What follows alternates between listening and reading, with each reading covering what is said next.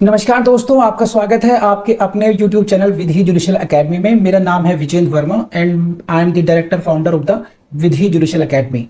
We provide coaching for the judicial services exams, and through this video we are trying to reach out to you to provide you full professional exam oriented coaching for the judicial services, and that is free of cost. इन classes में जो videos हम आपको provide करेंगे, we are going to provide you the entire foundation course including all the books, including all the details whether it is required for the prelims or mains or for the guidance for the interview. Means in videos को आपने सिर्फ इतना करना है, sequence में देखना है, playlist को अच्छी तरीके से देखना है। सब्जेक्ट वाइज मिल जाएंगे आपको, CPC, constitution, contract, BNS, BNSS, इन सब की प्लेलिस्ट आपको सीक्वेंस में मिलेगी। इन प्लेलिस्ट को देख करके आपने you have to take the coaching from the scratch. First video से लेके लास्ट वीडियो तक आपने करना है। उन्हीं वीडियोस में आपको गाइड किया गया है कि किस तरीके से आप किसी को कोई सा particular provision, section, sub section उसको प्रीलिम्स के लिए पढ़ना है क्या, मेंस के लिए पढ़ना है क्या, और उसके किस तरीके से नोट्स करने चाहिए, कैसे आपको रिवीजन करना चाहिए। इन्हीं वीडियोस में डिटेल में गाइडेंस आपको मिलेगी। तो प्लीज आपसे ये रिक्वेस्ट है, आप ये ना समझें कि यूट्यूब में फ्री में दिया गया है तो फिर ऐसे ही होगा। ये वो प्रोफेशनल कोर्स है जिसके लिए हम लोग अच्छी खासी हाई फीस लेते आए हैं स्टूडेंट से, लेकिन एक टाइम आता है इंसान को समाज के लिए भी करना चाहिए, और उसी इंटेंशन के साथ में we are providing you the entire course free through the YouTube channel Vidhi judicial academy. तो प्लीज हर वीडियो की जो थंबनेल है उसको देख करके आपको आइडिया लग जाएगा कि इसका सब्जेक्ट क्या होने वाला है। कुछ टॉपिक्स ऐसे होते हैं जिनको एक लेक्चर में कवर नहीं किया सकता, तो उसमें लेक्चर नंबर 1, 2, 3 सीक्वेंस से मिलेगा। प्लीज उस तरीके से देख लीजिएगा, और नोट्स आपको अपडेटेड मिलेंगे, उसके लिए कहीं जाने की जरूरत नहीं है। नोट्स का जो लिंक मिलेगा आपको डिस्क्रिप्शन बॉक्स में मिल जाएगा आपको। And thank you very much, wish you all the best. Now next, municipal and foreign jurisdiction. Municipal का मतलब होता है डोमेस्टिक, फॉरेन का मतलब फॉरेन, आप जानते हैं। यहां से क्वेश्चन आता है एक्सपाउंडिंग ज्यूरिसडिक्शन, एक्सपाउंडिंग एंड एक्सपेंडिंग ज्यूरिसडिक्शन। इनका मतलब क्या है? चलिए, एक्सपाउंडिंग शब्द देखना, एक्सपाउंडिंग एंड एक्सपेंडिंग ज्यूरिसडिक्शन का मतलब क्या है? एक्सपाउंडिंग का मतलब होता है डिफाइन, क्लैरिफाई और एक्सप्लेन ज्यूरिसडिक्शन, समझे। एंड एक्सपेंड का मतलब होता है उसको बढ़ाना, एक्सपेंड करना, एनलार्ज करना या उसकी बढ़ोतरी करना। क्या मतलब है इस बात का? This is expounding jurisdiction means if there is some kind of doubt regarding whether this court has the jurisdiction or not, what kind of jurisdiction, suppose there are arguments regarding that this court has no jurisdiction, then when the court explains it, yes this court has jurisdiction or no jurisdiction, means explaining, expound का मतलब होता है explain करना। jurisdiction को explain कर रहे हैं, it means you are expounding jurisdiction। तो कोर्ट की ये ड्यूटी तो है टू एक्सपाउंड इट्स jurisdiction, कि अपने jurisdiction को वो एक्सप्लेन करे, but it is not the duty, it is not in the power of the court that it should expand. आपकी जो लिमिट्स हैं आपको उसी लिमिट्स के अंदर काम करना है। You can not expand your jurisdiction, you don't have any inherent power to expand, enlarge नहीं कर सकते jurisdiction अपना jurisdiction जितना है आप उसको बढ़ा नहीं सकते हैं, एक्सपेंड नहीं कर सकते हैं। जितना जुरिसडिक्शन है उसको आप एक्सप्लेन कर सकते हैं कि हमारा जुरिसडिक्शन ये है, इस मैटर पर जुरिसडिक्शन बनता है या नहीं बनता है, ये आप समझा सकते हैं। इसे कहते हैं एक्सपाउंडिंग जुरिसडिक्शन। तो ये हुआ एक्सपाउंडिंग एंड एक्सपाउंडिंग एंड एक्सपेंडिंग जुरिसडिक्शन का कॉन्सेप्ट। तो आई बिलीव कि ये भी आपको समझ में आया होगा, बताइए हाँ या ना। फिर मैं आगे बढ़ता हूं। तो ये हुआ सारा जुरिसडिक्शन का मीनिंग समझाया मैंने, काइंड्स ऑफ जुरिसडिक्शन बनाया मैंने, क्योंकि सेक्शन 9 में हम बात कर रहे हैं जुरिसडिक्शन ऑफ सिविल कोर्ट की बात कर रहे हैं। चलिए, न्यू कॉन्सेप्ट आपका jurisdiction and consent. Jurisdiction and consent, jurisdiction and consent से भी क्वेश्चन आपको बनते हैं और मिलेंगे इस पॉइंट पर। तो बेसिकली ये क्या है कि क्या दो पार्टीज हैं, टू पार्टीज कंसेंट कर, प्लेंटिफ एंड डिफेंडेंट कहेंगे यार लड़ाई तो है ही है, चलिए इसी कोर्ट से डिसाइड करा लेते हैं। Can you do that? It means legally speaking, can you confer jurisdiction over the court with your consent? हाँ या ना? Answer is no. पढ़ते हैं चलिए। It is well settled that consent can not confer nor take away the jurisdiction of the court. या इसी line से आपको प्रीलिम्स से क्वेश्चन मिल जाएगा।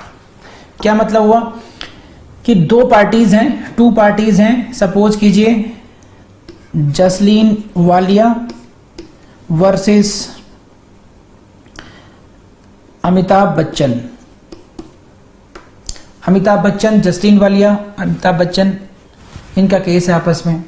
मुंबई एक पार्टी दिल्ली की, दूसरी पार्टी मुंबई की।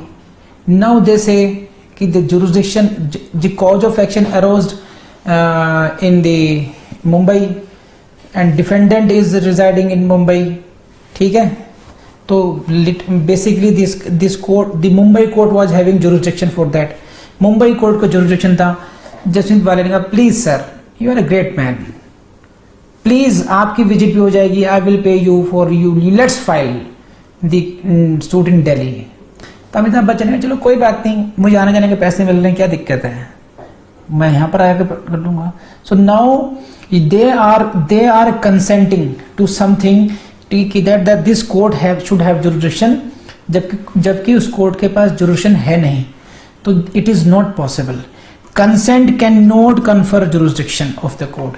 किसी भी कोर्ट पर अगर जुरिसडिक्शन नहीं है, यानी कि उस कोर्ट को उस मुकदमे को सुनने की अधिकारिता नहीं है, यदि उस कोर्ट उस मुकदमे को सुनने की अधिकारिता नहीं है, तो फिर आपकी सहमति, पक्षकारों की सहमति से उस कोर्ट को यह अधिकार नहीं मिल जाएगा।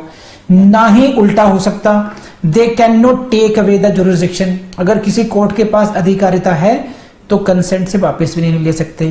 तो इस लाइन को मन में बिठा लीजिए अच्छी तरीके से, बिल्कुल। Consent can not confer nor take away the jurisdiction of the court. बोलिए, बढ़ूं आगे, कर लेंगे। Consent can not confer nor take away jurisdiction of the court, this statement is correct, incorrect, partly correct, answer is correct. ऐसे question आपसे मिल जाएगा यहां से है। हाँ जी, इस लाइन को समझिए। The power to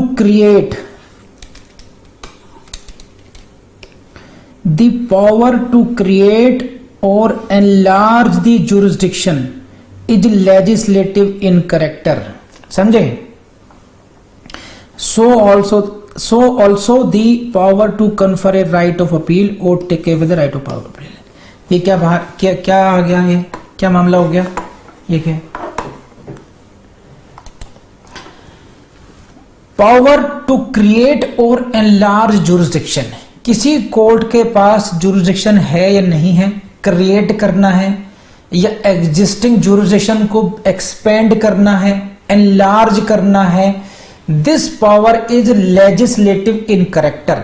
legislative in character मतलब ये विधायिका की शक्ति है, ये पार्लियामेंट की पावर है कि किसी कोर्ट के जुरिसडिक्शन को क्रिएट करना है या नहीं करना है। This can be, the parties can not do it.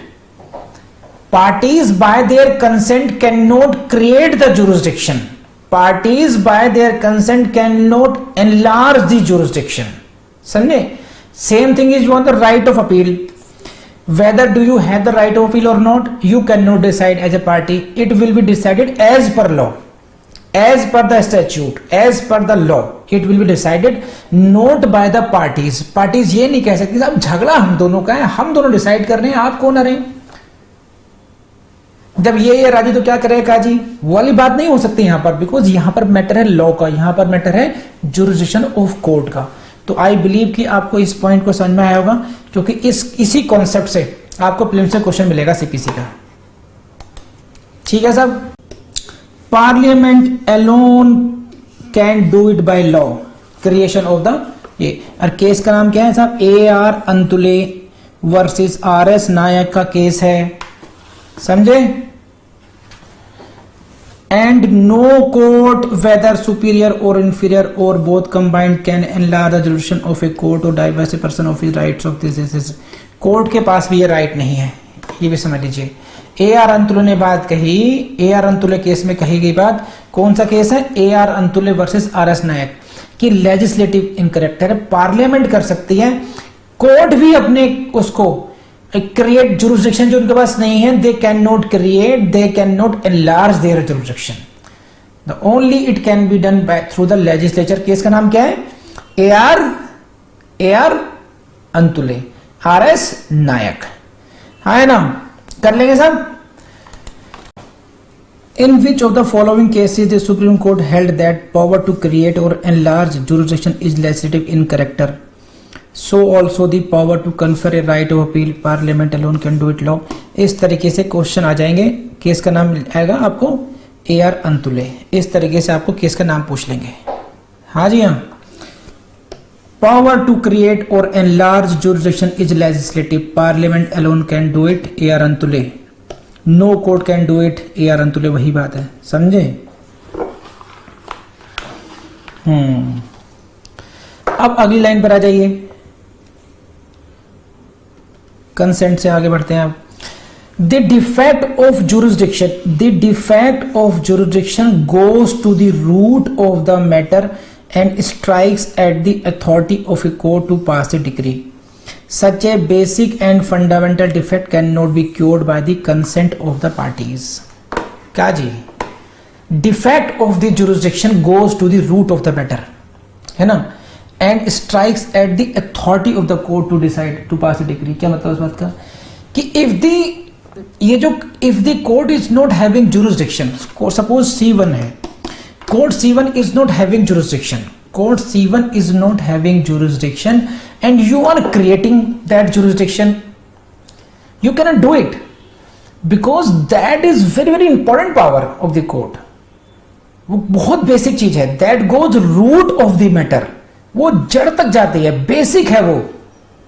Such a basic and if the court is not having jurisdiction, it means it's a very fundamental defect. बहुत बड़ी कमी है, मूलभूत कमी है। And it can not be cured by the consent of the parties की सहमति से इसका इलाज नहीं हो सकता।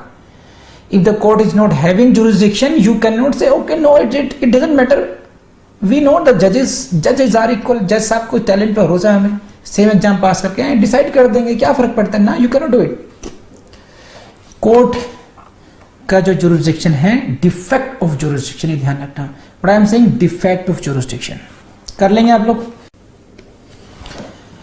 And the judgment or order passed by a court, however precisely certain and technically correct, it is null and void, and the validity thereof can be challenged at any stage. Very important. And the judgment or order passed by a court, however precisely certain, देखो क्या line है, however precisely certain and technically correct. Meaning what? This court is C1 and this court is C2. Court C1 was not having jurisdiction. C1 को jurisdiction नहीं था, लेकिन A and B both parties ने कहा कि जी C1 court के जज साहब बड़े कॉम्पिटेंट हैं, और उन्होंने जजमेंट भी बहुत बढ़िया दिया, precisely certain, technically correct. Even that सारी बातें ठीक है, even in that case it will be considered null and void, ये शून्य माना जाएगा। और इसकी जो वैलिडिटी है, it can be challenged at any stage.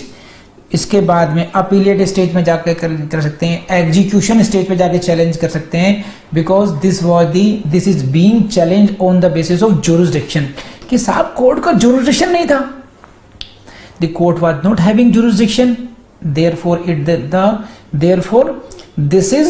this decree is null and void and it can be challenged at any stage। इसी point से प्रीलिम्स से क्वेश्चन आएगा, ध्यान रखना। ये बोलना कि किस स्टेज पे कर सकते हैं चैलेंज, एट एनी स्टेज। कैसे डिक्री मानी जाएगी? नल एंड वॉइड मानी जाएगी। लेकिन ये ध्यान रखना, सेक्शन 21 को जब साथ पढ़ोगे आप, देन यहां पर जुरिस्डिक्शन का मतलब है, यहां पर 3 तरीके के जुरिस्डिक्शन थे ना, 3 types, pecuniary, territorial and subject matter का। तो ये जो रूल है, ये सारी गाथा जो मैं कह रहा हूं, ये है सब्जेक्ट मैटर की। When there is defect of subject matter jurisdiction, then the decree will be null and void. otherwise the fate of that decree will be determined as per section 21। यानी कि जब पेक्यूनियरी जुरिसडिक्शन होगा या territorial jurisdiction होगा, उसके consequence दूसरे हैं, defect of pecuniary jurisdiction, defect of territorial jurisdiction, वो माने जाते हैं इर्रेगुलरिटी, और ये कहा जाता है सब्जेक्ट मैटर का जुरिसडिक्शन नहीं है तो उसे कहते हैं illegality, irregularity and illegality. I hope कि आपको समझ में आ रहा होगा। देखिए जी, फिर नेक्स्ट क्वेश्चन प्रीलिम्स का कितना question कराऊं। An agreement to oust absolutely the jurisdiction of the court would be unlawful and void being against public policy। इसे बोलते हैं ex dolo molo non oritur exio। P for prelims। Unlawful and void being against public policy ex dolo molo non oritur exio। So what is this P for prelims? क्या है ये? कि when you say agreement to oust the jurisdiction, when you and me are deciding that this court shall not have the jurisdiction, ये such kind of agreement, वो जो हम लोग agreement कर रहे हैं वो agreement कैसा होगा? That agreement will be unlawful, that agreement will be void। क्यों होगा? रीजन क्या है? Because such kind of agreement are considered to be against public policy। और इसके लिए लैटिन जो मैगजीन है वो क्या है? एक्स डोलो मोलो, इतना याद कर लीजिए, एग्रीमेंट एक्स डोलो मोलो, इतना याद कर लेना। इसके मीनिंग से क्वेश्चन आएगा प्रीलिम्स में, फिर भूलते रह जाओगे क्योंकि सब कुछ तो बेरेक्ट से आता नहीं है। कुछ क्वेश्चन सीपीसी के कॉन्सेप्ट्स बियॉन्ड बेरेक्ट भी आते हैं और वो उनमें से कुछ ये भी हैं। ठीक है साहब, बढ़े आगे, चलिए। This is again prelims question, but if two or more courts have jurisdiction to try the suit, यदि दो या दो से अधिक कोर्ट्स के पास जुरिसडिक्शन है, it is open to the parties to select a particular forum and exclude the other forum। Such an agreement would be legal, valid and enforceable। क्या जी? हाँ जी।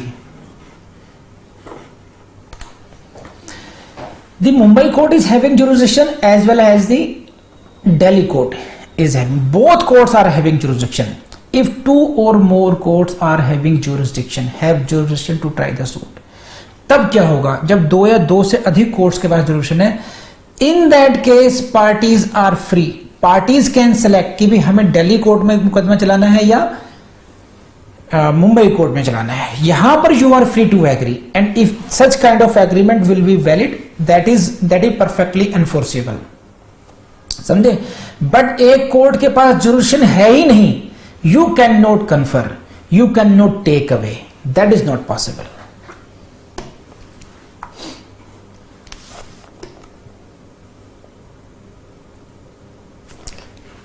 ई को देख लीजिए, ई का देखिए, ये लीजिए, a decree passed without jurisdiction is non est को मतलब है कि ये है ही नहीं, ये तो विद्यमान ही नहीं है, खत्म, विदाउट जुरिसडिक्शन। समझे साहब? नॉन एस्ट का मतलब है कि it is not existing and its validity can be set up whenever it is sought to be enforced even at the stage of execution for its decision. ध्यान रखना, मैं बार बार कह रहा हूं कि जब जुरिसडिक्शन नहीं था कोर्ट का, डिक्री फिर भी पास हो गई, डिक्री फिर भी पास हो गई, उसको हम बोलेंगे नॉन एस्ट। तो क्वेश्चन आता है क्या इसको एग्जीक्यूशन की स्टेज पर भी इसको चैलेंज कर सकते हैं? Yes, it can be challenge even at that. शर्त क्या है? विदाउट जुरिसडिक्शन होनी चाहिए ये। In short, decree pass by a court without jurisdiction is a coram non judice, coram non judice chief engineer hydel project. याद कर लेना case का नाम, chief engineer hydel project. Chief engineer hydel project में कहते हैं कोरम नॉन जुडिस, मतलब this degree is not existing. Again same बात, वही बात, समझे? तो बात रिपीटिशन ही है लेकिन अलग अलग शब्दों के रूप में है, क्योंकि प्रीलिम्स भी जो है अलग अलग रूप बदल के आपके सामने भेज सकता है क्वेश्चंस को। तो मैं भी सभी क्वेश्चन कवर करने की कोशिश कर रहा हूं। कोशिश यही है कि all questions should be covered here. In short, ठीक है, decree pass by court without jurisdiction, coram non judice कह लीजिए, नॉन एस्ट कह लीजिए, ठीक है, कुछ भी कर लीजिए। और एग्रीमेंट कैसे कहलाता है, वो क्या बोलता है, एक्स डोलो मोलो, ध्यान रखना, समझे।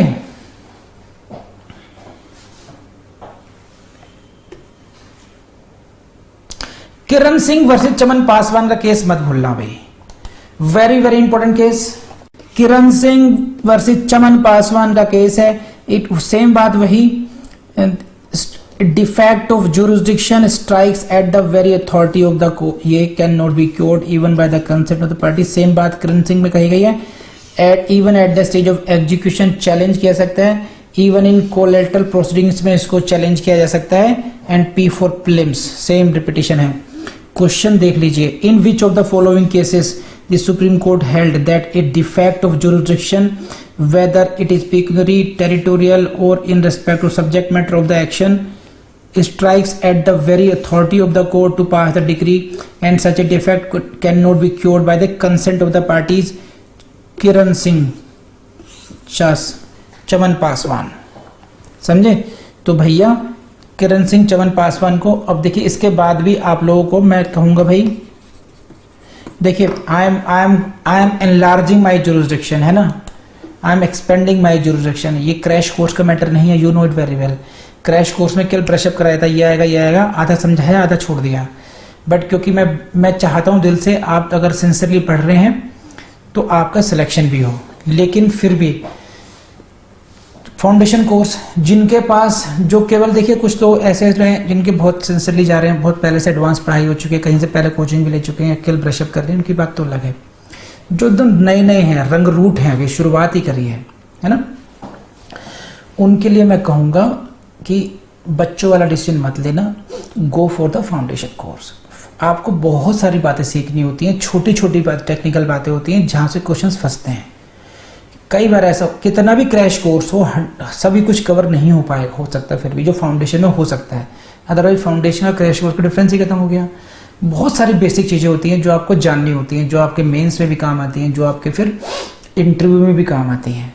तो इस बात का ध्यान रखना, राइटफुल डिसीजन लेना। कुछ लोगों का तो ये हो सकता है कि भी हम लोगों ने कहीं से पहले से कोचिंग कर रखी है, फाउंडेशन कोर्स कर रखा है, we have spent a lot of money, तो अब केवल हमें ब्रशअप करना है, दैट्स वेरी नाइस आइडिया। कुछ लोगों के लिए था शुरू में, हो सकता है कि ठीक है हम लोग अभी बहुत पैसा खर्च नहीं करना चाहते, वी वांट टू से इट कि भी थोड़ा हमें समझ में आता है नहीं आता, सर्कस स्टाइल और दिस दैट बाद में हम कर लेंगे। तो if you have time, go for the basic foundation course, that will help you lot. क्योंकि CPC है, CRPC इतना लेंथी है, पढ़ना पड़ेगा, आपको समझनी पड़ेंगी चीज़ें। आई एम अफ्रेड कि कैसे होगा सब कुछ इतना क्रैश कोर्स में, मैं तो करा ही रहा हूँ, फिर भी बहुत सारे कॉन्सेप्ट्स हैं जो बहुत डिटेल में पढ़ने चाहिए हम लोगों को, ठीक है ना। तो मैंने तो अपनी एक गुड फेथ में राय दी आपको, बाकी आपका मतलब है आप कैसे डिसाइड करते हैं। यहाँ तक आपको मेरे ख्याल से जहाँ जहाँ मैंने जो पॉइंट्स बताए हैं वो समझ में आ गए होंगे, या तो इनके नोट्स अपलोड हो गए होंगे, वरना मैं कल तक इनको अपलोड करवा दूंगा। जो जो मैंने पढ़ाया है इनके नोट्स भी मिल जाएंगे आपको, जो कोई लिखना भूल गए होंगे तो भी आपको लिखे लिखाए मिल जाएंगे आपको प्रिंटेड फॉर्म में, ठीक है साहब। अब आगे बढ़ते हैं, चलिए साहब इसमें चाहिए रहा कुछ बातें हो रही हैं आपकी। जनरल प्रिंसिपल्स हैं क्या क्या from the various decision supreme court, क्या क्या बातें निकल कर गई वो देख लेते हैं। हाँ जी, तो ये तो सेक्शन 9 था, अभी हम पढ़ेंगे। A civil court has jurisdiction to try all suits of a civil nature, इसको हम पढ़ेंगे अभी, unless there cognizance is barred either expressly or impliedly, ये हम पढ़ चुके हैं। Consent can neither confer no take away the jurisdiction of the court, ये है, ये हम पढ़ चुके हैं। A decree pass by a court without jurisdiction is in nullity and validity thereof can be challenged at any stage of the proceedings in execution proceedings or even collateral proceedings, ये मैं आपको समझा चुका हूँ। P for prelims यहाँ से question आएगा ही आएगा, समझे आप, ये कवर हो चुका।